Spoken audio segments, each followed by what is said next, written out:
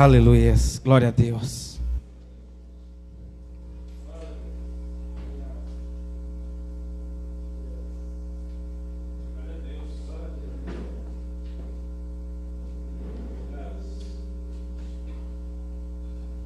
Glória a Deus. Igreja, você já observou quando a gente está embaixo qual o senso de crítica que nós temos? Já viu quando, por exemplo, o pregador ele demora um pouco de abrir a Bíblia? Aí você fala, olha, ele não sabe muito bem o que vai falar hoje. Isso aqui que eu fiz agora foi proposital. A mente, olhar para cima. Porque nós temos um senso aí embaixo. Se ele começa chorando, ele está muito emocionado, está passando algum problema. Se ele não está chorando, fala, está muito frio, está precisando de poder. Se ele dá uma ilustração, fala, está buscando muito conhecimento e pouco poder. Se ele chega aqui no poder, está muito espiritualista. Mas eu pergunto, irmão, quem quer pregar aqui? Aí fala, eu não tenho um dom para isso, eu não consigo falar. Mas que se você sabe criticar, você sabe fazer. Amém? Se eu sei criticar, eu também sei fazer. E é isso que nós precisamos acordar. Para isso esses dias. É a nossa intolerância a tantas coisas. Se o louvor está assim, está perdendo isso, está aquilo, o louvor está baixo, o louvor está alto. Igreja, nós somos problemáticos e nós vamos achar problema em todas as coisas, amém? Só que nós temos que entender e centralizar tudo para Deus. Hoje Gabi colocou as músicas que ela cantaria aqui no grupo e, rapaz, no meu coração veio aquela voz bem forte assim, você sabe que você vai cantar essas músicas e tocar essas músicas para mim? Porque às vezes a gente fala, não, vou escolher uma música que, às vezes, quantas vezes eu falo, poxa, pessoal, hoje o louvor foi só uma música assim, sabe? Porque nós temos um senso de crítica, né? Só música nova, ninguém conhece essas músicas aí. Só música antiga, nenhuma música nova. Nós temos esse senso de crítica. Mas aqui o que tem que ser adorado é Deus. Quem tem que ser adorado aqui é Deus. Se a palavra vem dura, foi Deus que mandou. Se a palavra vem leve, é Deus que está mandando. Contanto que o pregador esteja com a sua vida com Deus, amém? Contanto que o adorador esteja com a sua vida com Deus, contanto que o tocador esteja com a sua vida com Deus, nós precisamos movimentar o reino de Deus. Nós precisamos movimentar o reino de Deus. Abra a sua Bíblia comigo lá no livro de Gálatas 2, verso de número 20. Glória a Deus, aleluias. Deus é bom e o diabo não presta. Glória a Deus, aleluias. Aleluias. Jesus é lindo demais, igreja.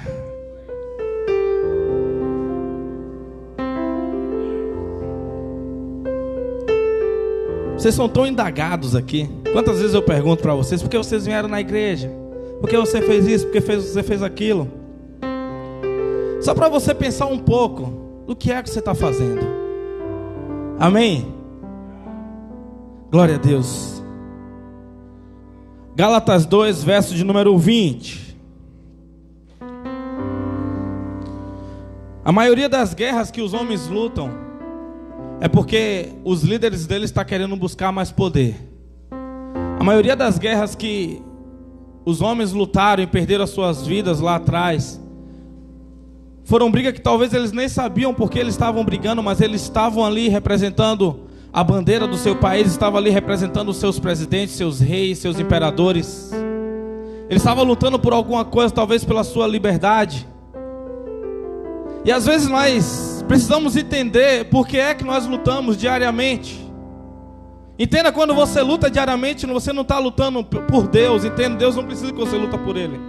Você luta por você mesmo. Quando você está querendo viver na fé, você está lutando por você mesmo. Essa luta, no final, quem sai vencedor é você. Porém, Deus, o que Deus quer não é que você lute por Ele. O que Deus quer é te dar uma coroa. Amém? Deus quer te dar um galardão, entenda isso. Glória a Deus, aleluias. Gálatas 2, verso de número 20. Quem achou, dá um glória a Deus aí. Fui crucificado juntamente com Cristo, e desse modo já não sou eu quem vive. Ponto. Segura aí.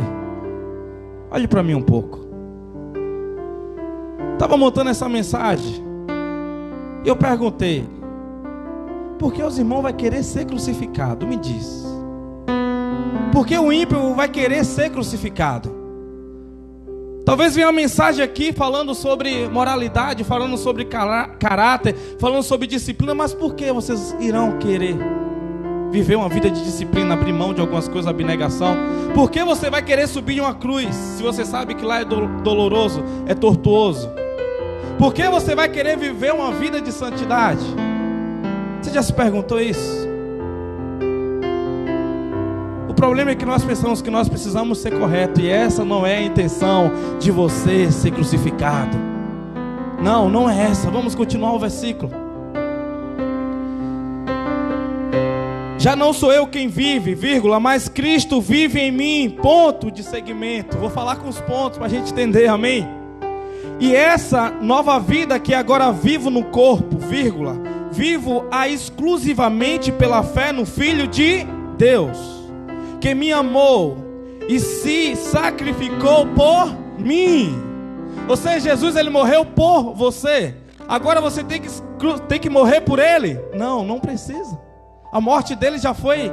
A morte dele já te deu a vitória. A morte dele já te deu já um lugar, uma posição de honra. Então por que você tem que ser crucificado? Você tem que ser crucificado para você receber o poder do Espírito Santo. Você tem que ser crucificado para receber o Espírito Santo. Quando você receber o Espírito Santo, para que receber o Espírito Santo? Para você ter poder, para você manifestar a glória de Deus, para você ser diferente, para você ter alegria dentro de você, para você poder continuar lutando diariamente, para você fazer o que os outros não querem fazer. Mas para que tudo isso? Para a honra e glória de Deus. E por que eu quero a honra e a glória de Deus? Porque fazendo tudo para a honra e glória de Deus, eu sou feliz. É assim que você encontra a felicidade.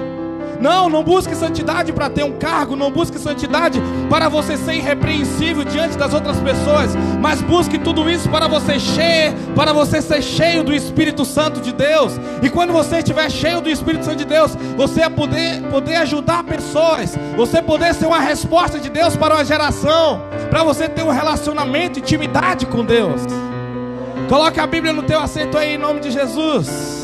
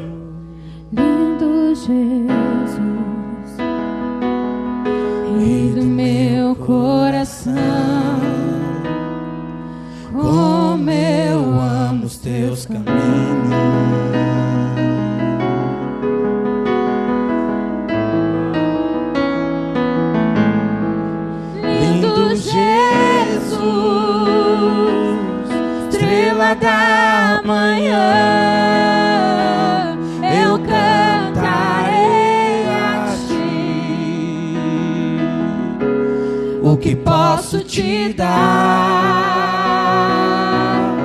por tudo que tu és? Você me libertou e me curou.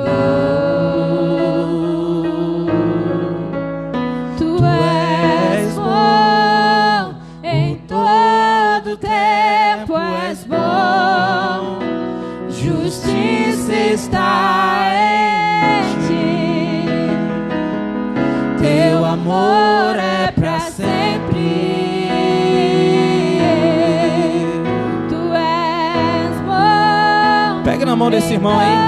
Todo tempo és bom.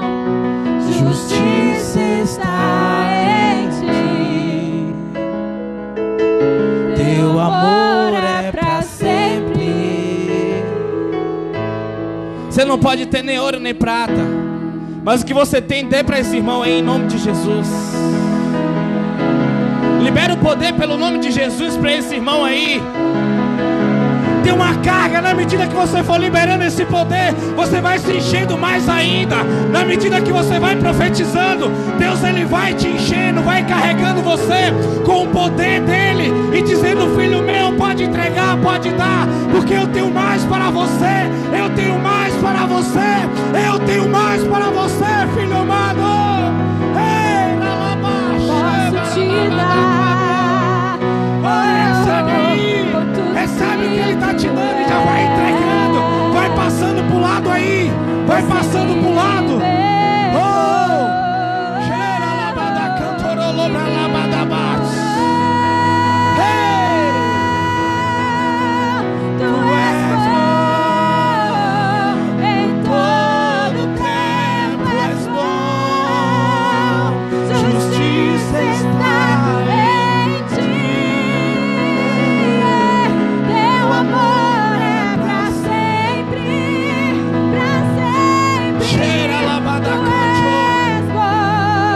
Eu profetizo sobre essa igreja, Pai. Eu profetizo sobre esses irmãos, Senhor. Eu profetizo a cura, Senhor. Eu profetizo, Senhor, a unção de ousadia, Pai. Eu profetizo poder na vida deles, ó Pai. Eu profetizo, Senhor, um espírito de vencedor, Pai amado. Eu profetizo, Pai amado, uma força para conseguir conquistar, ó Pai, para poder subir montanhas, para poder, Pai amado, atravessar mares, para poder andar sobre as águas, para poder tocar em serpentes, para poder, Pai amado, expulsar demônios, para poder conquistar, expandir, avançar. Ó Espírito Santo de Deus, nós te louvamos, ó Pai, nós te agradecemos, Senhor. Então vem, Pai amado, ao nosso encontro, Senhor. Vem ao nosso encontro, Senhor. Fala conosco, ó Pai, de maneira poderosa, Senhor. Em nome de Jesus. Em nome de Jesus. Em nome de Jesus. Amém. Glorifique e aplauda o Senhor, igreja.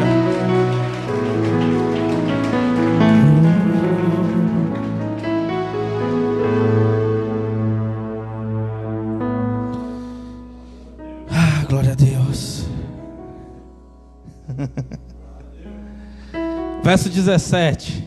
O apóstolo Paulo ele fala bem assim: ora, se procuro reconstruir aquilo que já destruí, provo que sou transgressor. Pois por intermédio da lei eu morri para a própria lei, com o propósito de viver tão somente para Deus. E fui crucificado juntamente com Cristo. E desse modo já não sou eu quem vive, mas Cristo vive em mim.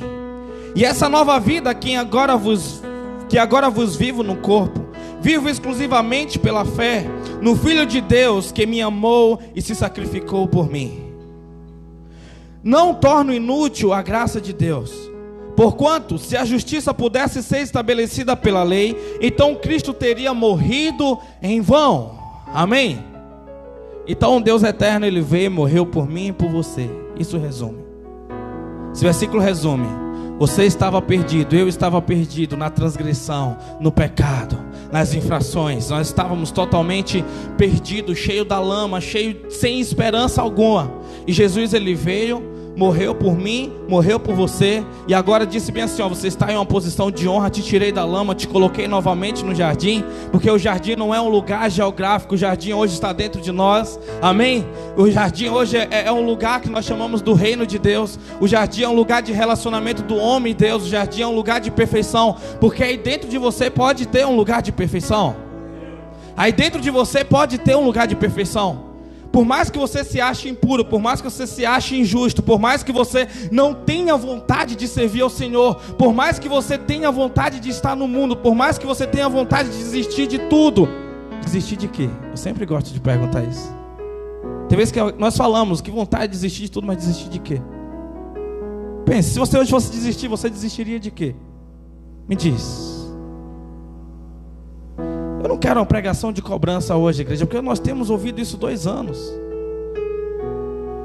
E talvez a palavra tenha chegado para alguns, mas esses alguns não têm tomado decisões. E só eu falar isso, eu já estou te cobrando. Mas eu estou entendendo que essa forma de pregação não tem atingido como deveria atingir. E eu tenho pregado e falado isso há alguns meses, amém? Amém? Porque ainda assim, nós olhamos para o lado e não conseguimos enxergar aquele poder que Deus disse que nós teríamos. Nós olhamos para a frente, olhe para mim, e nós não conseguimos enxergar ainda aquilo que deveria estar acontecendo aqui em cima. Igreja, entenda, falar palavras bonitas não é fácil e também não é difícil. Todo dia antes de vir para cá eu entro na internet e fico pegando as pregações para chegar aqui e pregar para vocês, amém? Não. Não.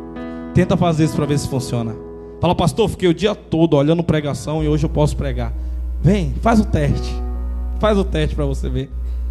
Sabe por quê, igreja? Eu tenho entendido que as pregações que eu tenho feito não é quando eu baixo a minha cabeça e eu começo a ler, eu começo a escrever. As pregações é desde quando eu acordo, desde quando eu abro os meus olhos, desde quando eu escrevo o devocional lá para vocês. E vocês têm observado que eu estou lá no livro de Reis e o que eu tenho pregado é totalmente diferente do que o devocional que eu estou tendo com Deus. É um nível que eu tenho com Deus. E Deus fala, não, olha que pregação top, eu vou levar para a igreja hoje. Deus, não, isso aí eu ministrei para a sua vida. O que eu tenho para aquele povo é diferente. Às vezes é melhor. Mas sabe por quê, igreja? Nós temos que entender o nosso lugar de intimidade com Deus. Mas para que entender nosso lugar de intimidade com Deus? Às vezes eu estou ali atrás, o presbítero Maciel está pregando aqui, está falando, e eu passo aquela olhadinha e está o irmão lá na lua, bem longe, assim. Eu falei, às vezes eu estou pregando, o irmão está bem lá na lua, viajando. Eu falei, meu Deus, o que é isso, cara? Não estão entendendo.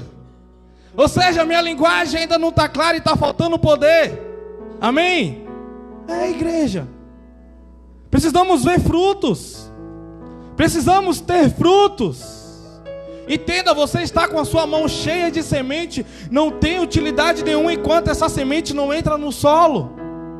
E essa semente no solo ainda não quer dizer que ela vai produzir, porque o solo tem que ser bom, tem que ser fértil. Isso, e o solo ser bom e ser fértil, isso não quer dizer ainda que vai produzir, porque precisa de água.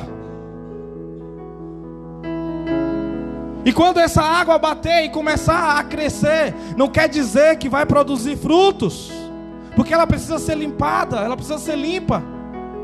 Ou seja, nós precisamos estar em constante cuidado, igreja. A palavra que entra no teu coração, a palavra que vem ao seu ouvido, que para onde você tem direcionado ela. Olhe para o seu lado e veja quem era que estava aqui na quarta. Veja quem era que estava aqui no domingo melhor. Comece a observar e pense quem foi que estava aqui no ano passado e não está aqui mais. O que foi que essas pessoas fizeram com que ela ouvira há um ano? O que foi que essas pessoas fizeram com que ela ouviram há 2 anos atrás? E o que você está fazendo com o que você tem ouvido, com o que você tem escutado? Igreja, é difícil, mas nós precisamos dar uma resposta para Deus.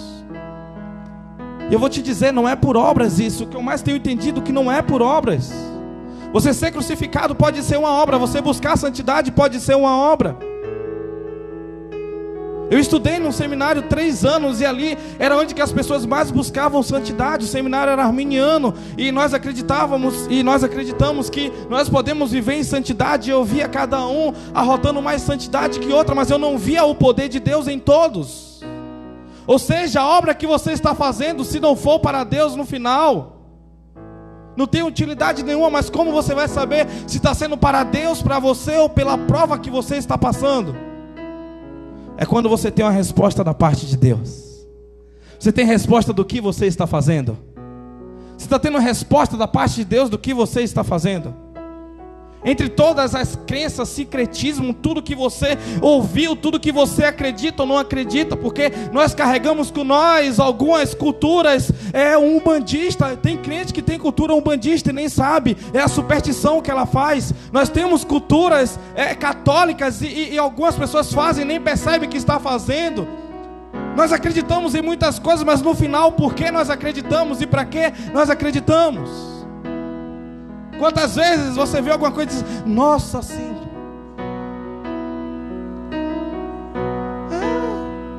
força do hábito, e você está adorando a senhora lá. Mas por que você adora a senhora? Estava conversando com um colega meu, e ele é aqueles católicos, tio pega mesmo, que sabe o que está fazendo. Eu admiro mais um católico que sabe fazendo do que um crente que acha que sabe o que está fazendo.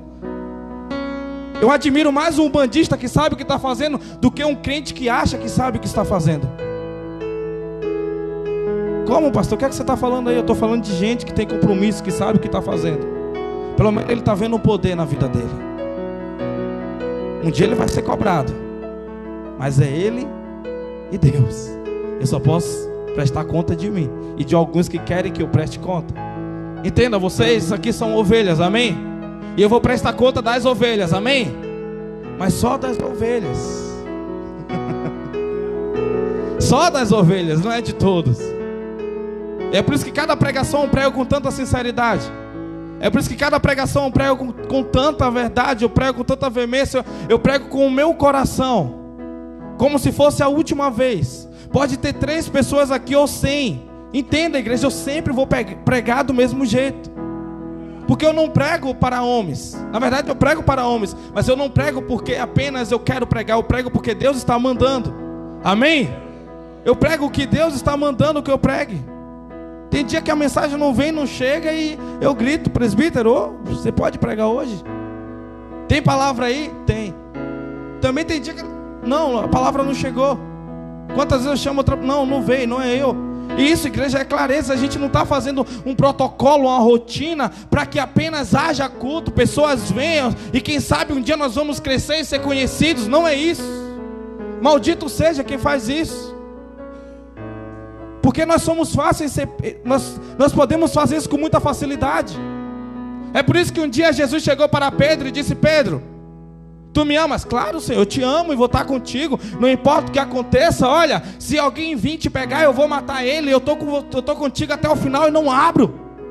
Aí Deus falou: Pedro, o diabo tentou te peneirar à noite. Você não sabe ainda o que eu estou fazendo. Você não está entendendo o processo que eu vou passar. Porque o processo que eu vou passar é verdadeiramente de morte. Aí a Bíblia diz que quando chegou na hora H, Pedro começou a seguir Jesus de uma distância segura. E quando Pedro seguia Jesus de uma distância segura, Pedro estava dizendo: eu não quero ser crucificado com Cristo. Eu não quero ser crucificado com Cristo porque eu ainda não estou preparado para a morte. E a Bíblia diz que o galo cantou 3 vezes, amém? Igreja, quando a Bíblia diz que o galo cantou 3 vezes, não foi o galo pela madrugada. Porque naquela região o galo não podia entrar, aves não podiam entrar em Jerusalém, porque era considerado aves impuras. Então um galo ali era um sino que batia, que mostrava que era a hora que estava trocando a guarnição. Entrava uma guarnição, saía a outra. Amém? Então quando o sino tocou pela 3ª vez, o olhar de Jesus encontrou o olhar de Pedro. Vou falar mais uma vez para você. Não é para você glorificar, não. É só para gravar. Se você quiser glorificar, você é liberado. O olhar de Jesus encontrou o olhar de Pedro. Você sabe quando você dá aquele erro e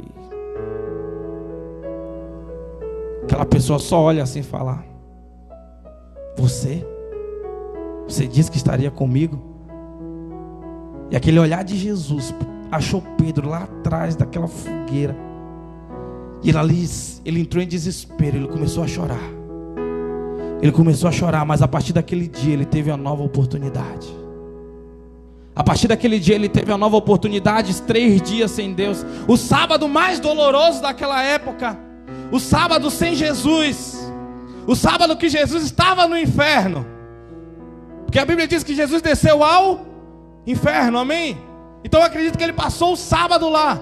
E aquele sábado estava vazio. Aquele sábado não tinha o Consolador. Aquele sábado não tinha um mestre. Aquele sábado era apenas as palavras de esperança. E você olha e diz: ele não está mais aqui. O nosso relacionamento se acabou. Ele partiu, ele morreu, acabou. Talvez ele subiu ali onde que Jesus foi crucificado e começou a imaginar: cara, por que eu não fiquei aqui acompanhando? Pior ainda, a Bíblia diz que eles entraram em uma sala e se esconderam e ficaram ali trancafiados com medo da morte. E Pedro, talvez no seu coração decepcionado, ele dizia: porque eu acreditei naquele homem, mas ele ressuscitou Lázaro. Eu não sei qual é o plano, eu não sei o que vai acontecer, mas vai acontecer alguma coisa. E muitas das vezes nós estamos assim até hoje, igreja. Você no fundo do seu coração tem uma esperança. Não, vai acontecer alguma coisa, porque Jesus disse, Jesus me deu uma promessa, Jesus falou um dia, Jesus usou um pregador, Jesus tem usado o pastor, Jesus tem usado essas músicas, e eu sei que vai vir uma resposta da parte de Deus. Eu sei que Ele vai aparecer para mim uma hora. Eu sei que isso acontece no coração de cada um em certo período da sua vida. Mas de repente chega uma mulher no terceiro dia gritando: ei, roubaram o corpo de Jesus. Jesus não está lá, e Pedro vem correndo. João passa na frente de Pedro. E quando chega ali naquele ambiente, é assim, igreja, pregar é assim, a gente tenta entrar na pregação, mas é Deus que fala, assim a gente vai lá em outra história. Né, Bias? E aí quando Pedro ele chega naquele ambiente, ele já sente algo diferente. Aquele domingo foi diferente, porque aquele domingo ele acordou já com a esperança batendo diferente no coração. No sábado era tudo nebuloso, no sábado estava tudo escuro, no sábado estava tudo, para respirar estava difícil, aquele dia triste, aquele dia pesado. Mas o domingo acordou com o sol da manhã brilhando. Domingo acordou com a mulher dizendo que Jesus não estava mais lá. E ali Pedro acendeu a chama no coração, e ele disse assim: ele me disse que ao terceiro dia ressuscitaria. Ele me disse que ao terceiro dia ele voltaria para me dar uma resposta. Ele me disse que no terceiro dia ele traria poder. Agora imagine Pedro naquele ambiente, e de repente, quando ele está dentro de uma sala, a Bíblia diz que entra um homem. Ele não precisa bater na porta, ele transpassa aquela porta. Ele fala a frase, ele fala a palavra que nós temos costume aqui na Batista. Qual é a nossa cumprimentação? Shalom. Shalom. Os caras, essa é a voz de Jesus, é a voz do meu mestre. Ele voltou. Ele voltou. Ele está aqui. E o coração de Pedro começou a bater em uma frequência diferente. Ele começou a entender. E a Bíblia diz que um pouquinho mais à frente, Jesus ele chega para Pedro e diz: Pedro, tu me ama? Pedro diz: Jesus, eu te amo. Mas a pergunta que Jesus estava fazendo ali para Pedro, eu vou falar para você. Várias vezes eu preguei isso, quando Jesus falava: Pedro, tu me ágape. Pedro respondia: eu te filéus, porque ágape é um amor sacrificial, é um amor de morrer, de dar a vida. E filéus é um amor apenas de amizade. Amém? Só que o amor que Jesus estava dizendo ali não estava dizendo: Pedro, você precisa morrer por mim, não. Jesus estava dizendo assim para Pedro: Pedro, você precisa morrer pelos seus irmãos. Pedro, você precisa morrer pelos meus irmãos. Você está disposto? Você quer morrer pelos seus irmãos, Pedro? Você quer morrer pelos seus irmãos, Pedro? Aí Pedro disse: Senhor, tu sabes. Tu sabes. Eu já te neguei uma vez, mas eu não vou falhar com os meus irmãos. Eu não vou falhar com os meus irmãos. Eu vou ser cheio do poder. Eu vou ficar em Jerusalém. Eu vou chapar. E quando eu estiver preparado, eu vou dar ordens. Eu vou dar ordem, demônios vai sair, paralíticos vai andar, e no momento certo também eu morrerei, e nós estaremos juntos novamente, e nós estaremos na eternidade. Mas por enquanto eu vou ficar aqui, eu não vou falhar com os meus irmãos. E é hoje para essa geração que Deus está pedindo que você se sacrifique pelos seus irmãos. Porém a pregação que nós temos ouvido, porém as músicas que nós temos cantado em alguns lugares, aqui não, glória a Deus, aleluia, tome. Você vai vencer, vai. É só você vencer, é só para você. Só pense em você, no seu umbigo, na sua família feliz, e seu bolso cheio de dinheiro, e tá tudo beleza. Se isso fosse verdade, pessoas que quando está entediada do Brasil vai para Disney curtir. Pessoa que quando está um tanto entediada vai para Bahamas, vai para os melhores lugares. Elas não se suicidariam. Elas não pegavam a arma e elas não pegavam drogas e davam overdose. Elas não colocavam corda em seu pescoço e morriam. Elas não pegavam um carro e dirigiam igual um doido para cima. Não, elas dariam valor porque elas tinham encontrado a felicidade. Mas isso é a certeza que o dinheiro, pessoas e lugares não nos traz felicidade. só Jesus, igreja. É só Jesus, é só Ele. É só Ele que traz essa felicidade. Então, quando nós falamos assim, se converta. Quando nós falamos assim, mude a sua vida, busque santidade. Não é para que você seja um crentinho, um certinho na cidade de alumínio, não. É para você ter poder. É para você poder invadir as portas do inferno, que a Bíblia diz que não prevaleceria contra a igreja do Senhor. A porta está fechada, a gente arrombar e tirar pessoas que estão lá dentro. Isso é poder, é isso que eu estou falando. É disso que eu estou falando, é sobre esse poder que nós precisamos. Senão nós cansaremos. Nós voltaremos de novo ao vômito. Nós faremos aqui o que Paulo está dizendo. Olha, se eu procuro reconstruir aquilo que já destruí, provo que sou transgressor. É aquilo que você vem para o culto dizendo: não, não quero mais isso para mim, porque é escravidão, isso me deixa perdido. Mas quando chega na segunda, você começa a reconstruir as possibilidades de você cair, de você voltar mais uma vez para o vômito e dizer: eu não consigo vencer, mas eu preciso da última pedra. É assim que o usuário de drogas, ele diz: eu não quero mais isso. Quantas vezes ajudei pessoas. Uma vez mesmo sentei na calçada com um cara, ele estava com uma sacolinha, naquela sacola tinha 5 pedras de crack. Ele tremendo com aquilo, chorando, dizendo: eu não quero isso, mas eu preciso só da última. Pega essas 4, tira aqui, eu vou querer só essa 1 aqui. E tremia com a necessidade daquilo, porque ele precisava daquilo, o corpo dele precisava daquilo. E eu chorei com aquele cara na calçada, porque eu falei: cara, eu tenho que ser assim pelo Espírito Santo de Deus. Eu tenho que ser assim pelo Espírito Santo de Deus. Eu tenho que ter esse desejo. Porque esse cara, ele está querendo apenas mais uma baforada ali. Ele está querendo a última ilusão. Mas o Espírito Santo não é ilusão, é verdade, é poder.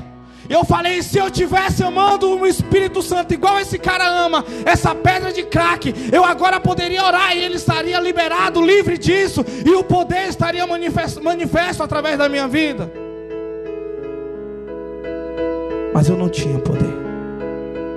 A única coisa que eu pude fazer com ele era chorar com ele. Porque eu não falhei naquele dia. Eu falhei um dia antes, eu falhei uma semana antes, eu falhei um mês antes, eu falhei um ano antes. Então entenda, as decisões que você toma hoje ecoa daqui a 5 anos, daqui a 10 anos. Não é sobre uma igreja com a placa batista, mas é sobre o reino por onde quer que você ande.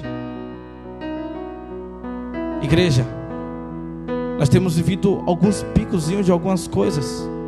Eu tenho vivido esses dias algumas coisas que Deus tem liberado através da minha vida.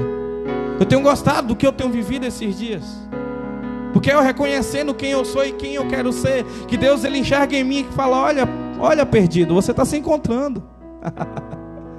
Você está se encontrando. Abre comigo em Gálatas 5:17. Aleluias. Meu Deus, nem comecei a pregar ainda.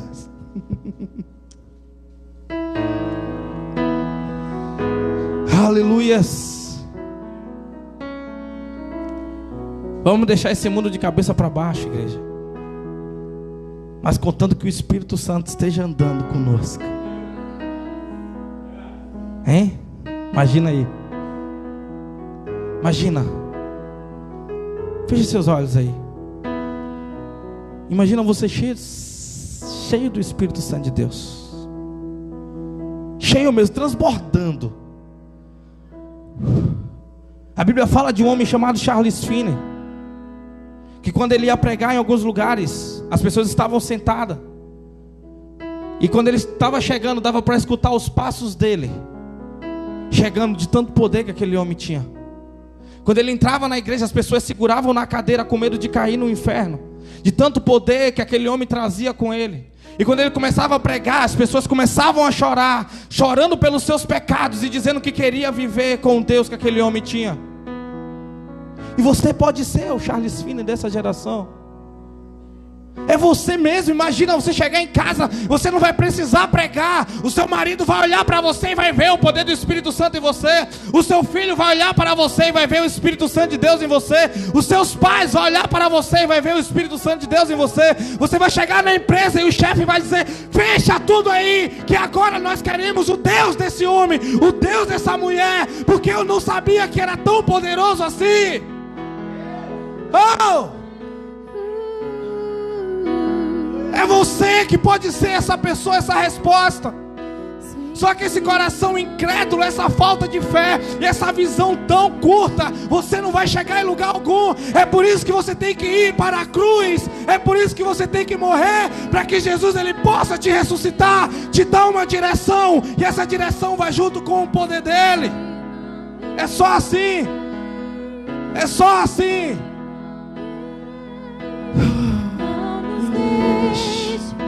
Sair da tua presença.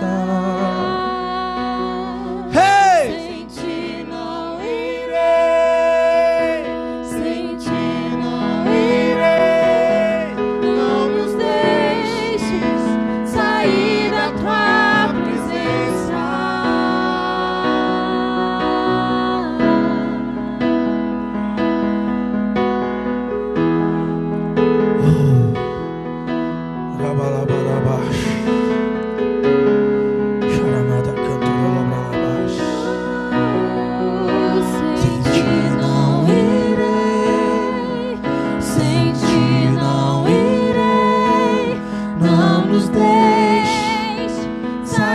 Da tua presença.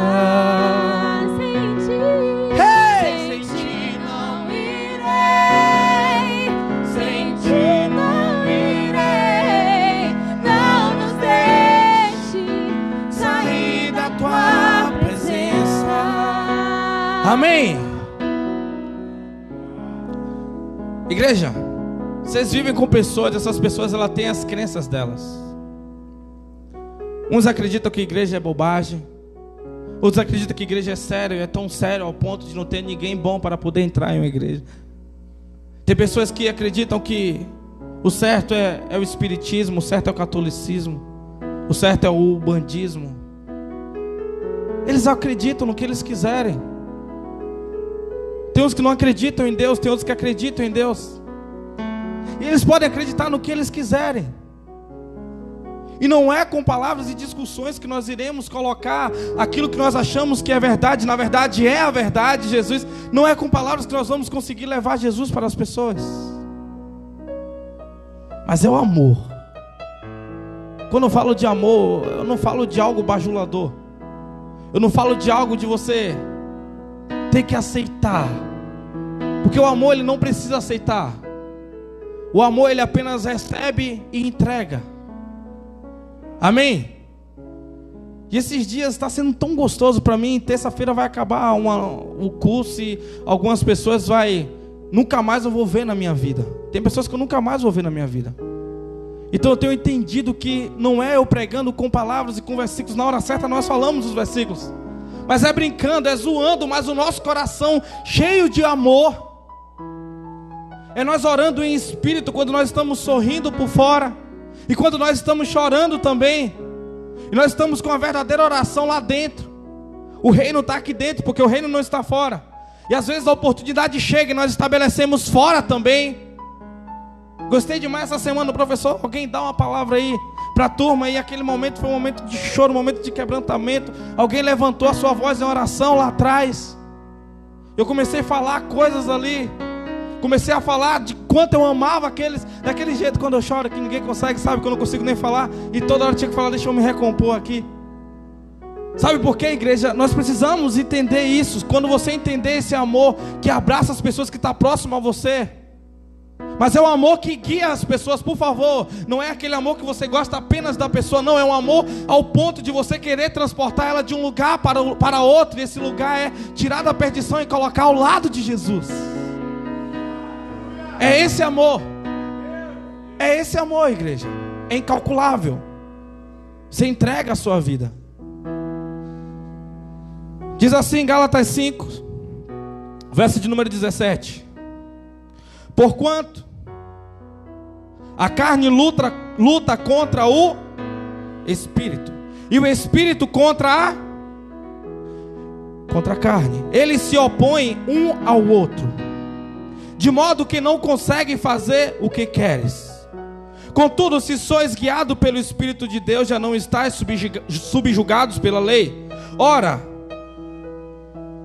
as obras da carne são manifestas: imoralidade sexual, impureza e libertinagem, idolatria, feitiçaria, ódio, discórdia, ciúmes, ira, egoísmo, dissensões, facções, invejas, embriaguez, orgias e tudo quanto se pareça com essas perversidades, contra as quais vos advirto, como já vos preveni antes. Os que já praticam não herdarão o reino de Deus. Aí o irmão crente vai ler esse versículo, ele só consegue ler assim, ó. Ora, as obras da carne são a imoralidade sexual, impureza e libertinagem. Aí pula feitiçaria, pula, aí coloca, isso aqui eu tenho, isso aqui eu tenho. Facções, facção deve ser do PCC, deve ser do Comando Vermelho. Inveja, não, inveja eu não tenho, só um pouquinho. Eu não bebo mais, glória a Deus. Orgia está amarrado. Mas quando chega lá na parte da idolatria, o que é idolatria? Para Deus, um ídolo na mente é pior do que um ídolo na mão. Talvez você não tenha uma imagem que você adora, mas você adora um pregador. Talvez você adora o seu filho, a sua neta, o seu neto, o seu sobrinho. Talvez você adora a sua casa, o seu carro. O que é adorar? É tudo aquilo que você pensa, que você gasta a maior parte da sua vida, a maior parte do seu dia pensando. Isso é idolatria. Tem gente que vive para o trabalho dele. Tem gente que vive para coisas que não é Deus. Seja lá quais forem. Você é um idólatra e você tem que entender isso. E você precisa ser liberto, ser liberta. Só que isso todos fazem. Isso não posso dizer que é errado. Feitiçaria. O que é feitiçaria? O que é que a Bíblia diz que é pior do que obra de feitiçaria? Desobediência, igreja, é pior do que feitiçaria.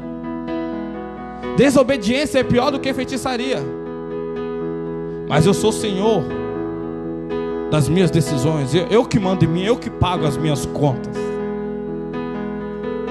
Uma vez eu fui dar um conselho para uma pessoa. Aí ele falou: não, pastor, manda da porta para dentro, aqui em casa não. Estava falando assim: deixa o diabo mandar aqui eu não vou não. Porque é assim que funciona. É assim que funciona, igreja. Entenda, a ideia de um líder, quando ele ama o que faz, é poder querer ver você bem. Pelo menos eu penso assim. Tem vezes que vai ter que ser chato, tem vezes que vai dar aquele conselho que ninguém mais queria dar, e você vai lá e tem que falar. Para isso você tem que amar. Tem vezes que eu converso com uma pessoa 4 horas e eu falo 10 minutos. Eu só escuto e no final eu só falo uma palavra ou 2. Porque isso é amor. Isso é você gastar tempo com pessoas. Poxa, pastor, nunca mais foi lá em casa, tem maior tempão. Eu tenho entendido que eu não sou pastor da Igreja Batista, eu sou pastor da região que eu estou vivendo. E eu tenho entendido que, olha, igreja, eu atendo cerca de 10 pessoas por dia. De 10 pessoas, 9 não vêm aqui na igreja. E algumas pessoas que estão próximas sabem disso. E eu tenho falado: não, vou parar mais de atender essas pessoas e dar atenção para os membros da igreja. Aí Deus vai lá e puxa aquela orelha assim e diz: não, calma. Mas não tem um irmão aqui que falou: pastor, eu preciso conversar com você. A não ser a irmã Érica, essa semana que eu deixei ela no vácuo porque do curso, mas logo, glória a Deus, eu volto. Mas não tem um irmão que falou assim: pastor, vem aqui em casa. E eu não fui. Porque, igreja, é isso. É você viver por isso e para isso. É você viver com o seu coração de forma intensa. É você dar o mesmo conselho 1000 vezes para a pessoa, acreditando que dessa vez ela vai entender, vai ouvir e vai começar a dar os passos. É você não desistir de pessoas que já desistiram delas. Isso é você começar a amar. Isso você não começa a fazer depois que você recebe um título. Isso você recebe quando você começa a entender que você está disposto a morrer pelas pessoas que estão próximas a você. Isso é você deixar a sua família e seus amigos a mais de 2.000 quilômetros de distância, com esperança que no mês que vem você vai conseguir ir lá, e você não consegue ir, mas você agora está com a sua mãe aqui, está com seus irmãos aqui. Olhe para você e veja a minha família. É você entender que tem amigo seu que é chegado, que está morrendo, e você, a última vez que viu ele tem 2 anos, e você agora não pode ir de última hora dar um abraço. Isso é amar aqueles que estão próximos. Você está disposto a fazer isso? Porque eu estou disposto a mandar você fazer missões. E para isso você só precisa de uma coisa: primeiro amar a Deus. Primeiro você precisa se amar. Não, primeiro você precisa amar a Deus, depois se amar, e depois amar o próximo igual você se ama. E é difícil. Muito difícil. Difícil mesmo. Porque se fosse fácil, todo mundo estava fazendo. Amar o que está te perseguindo. Pedir perdão quando na verdade a pessoa que te deve o perdão, você chegar, me perdoe. Porque você quer o bem dela, você não está preocupado com a sua razão.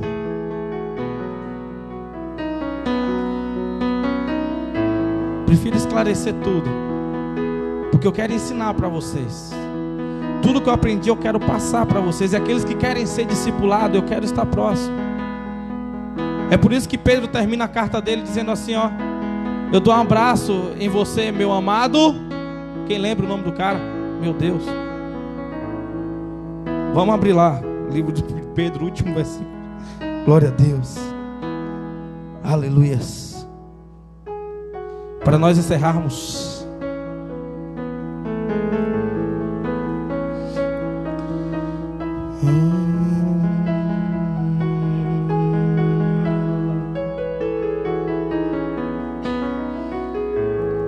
Marcos. Aquele, ó, 1 Pedro 5, verso 13. Diz assim: aquele que está em Babilônia, igualmente eleita convosco, vos saúdo assim como Marcos, meu filho. Cumprimentai-vos uns aos outros com um beijo de santo amor fraternal. Paz a todos vós que estáis vivendo em Cristo. Quem é Marcos? Marcos é aquele cara que foi abandonado por Paulo. Porque Paulo, em um tempo da vida dele, Paulo estava dizendo: olha, você só tem chance de errar comigo uma vez. Se você errar 2, você não vai continuar comigo, porque o que eu estou fazendo é sério. Mas Paulo lá na frente, ele acorda, desperta e diz: não, eu tenho que dar mais chances de oportunidade às pessoas. Só que Pedro, lembra que nós estávamos falando aqui de Pedro? O que foi que Pedro fez com Jesus? Ele fez o quê? Ele abandonou Jesus, disse que não estava pronto para morrer.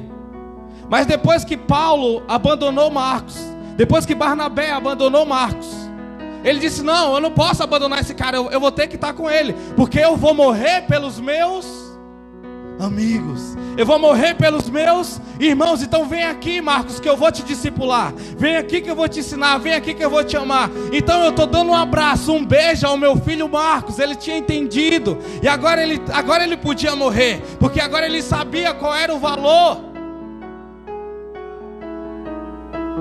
Se coloque de pé. E é isso que eu estou tentando fazer esses dias.